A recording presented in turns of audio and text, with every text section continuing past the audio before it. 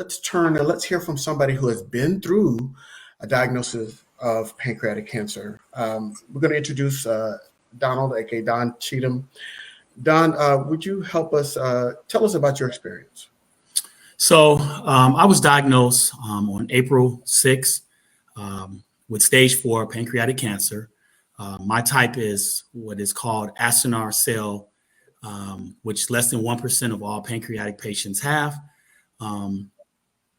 Very devastating when I heard the news. I'm a tax accountant, so that I found out the last 2 weeks of tax season, and it just hit me like a rock. But at that time, I began to I had I'll back up. My sister called immediately after I got the diagnosis. She was calling, and I told her, and she was the first voice that came to me that was just like of calm, knowing that this is not my destiny.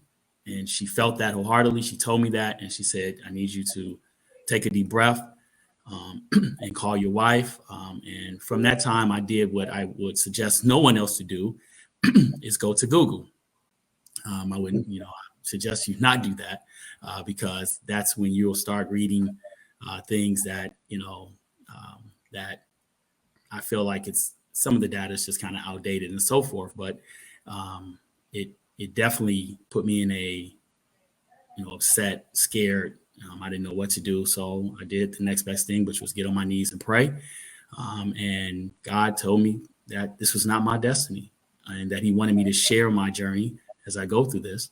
And so, it's a true believer. And then I took the steps from there, as the other doctors said, to contact my main physician, as well as I had a good friend of our family who is she's an oncologist, but for breast cancer. So she contacted her head of the pancreatic unit at Piedmont, and they got me in immediately. And from there, he gave me, exactly what I had, broke it down because I didn't understand the astronaut. All this is brand new, right? You just hear cancer, you get the diagnosis, and you're just like, you're just like, devastated. So like he said, that's like Dr. Osnoff said, you have a lot of information that just comes at you quickly, and you have to pretty much, grab the car and take control of your situation, because if you don't,